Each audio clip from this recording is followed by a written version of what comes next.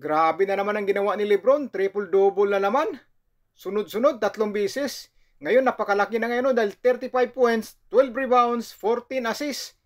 Grabe, ito lang yung 39 years old na tatlo sunod-sunod.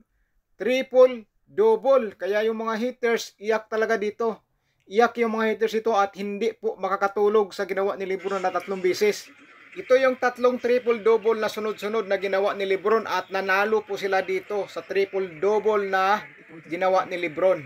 Yung pinakauna, 21 points, 13 assists, 12 rebounds. Tapos ito namang pangalawa, 19 points, 16 assists, 10 rebounds. Tapos ngayong araw na ito, mas malaki-laki yung kinana niyang triple-double dahil naka-score po siya ng 35 points, 14 assists, and 11 rebounds. Ganon katinding player na ito na si Lebron. 39 years old, pero tingnan nyo naman, 3 beses po sunod-sunod naka-triple-double. Ito lang yung 39 years old na naglalaro sa NBA na naka-streak ng triple-double sa 3 laro na sunod-sunod at panalo po sila dito. Panalo po.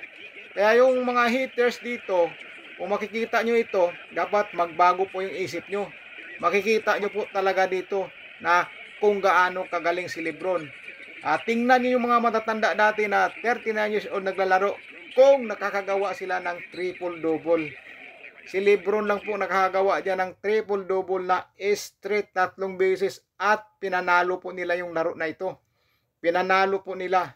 Ganon kalupit si Lebron. Kaya dapat masaya lang po tayo sa nagawa ni Lebron dahil 2 taon na lang po yan si Lebron at magre-retiro na yan. Wala na po tayong mapapanood na player na kasing galing ni Lebron po. Wala na po. Maraming mga shooters kayo, maraming mga galing.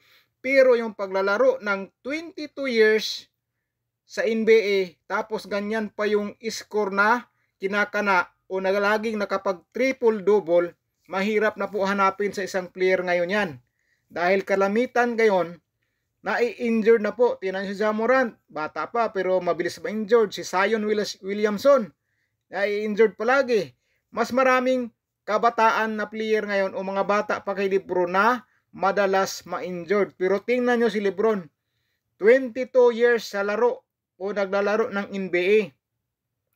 Tapos ang edad niya ay 39 years old pero tingnan nyo naman, triple-double, 3 beses at nanalo po sila sa laro na yan.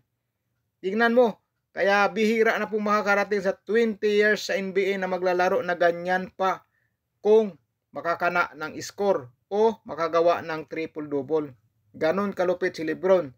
Kaya hangang-hanga ako kay Lebron kahit idol ko dati si Jordan.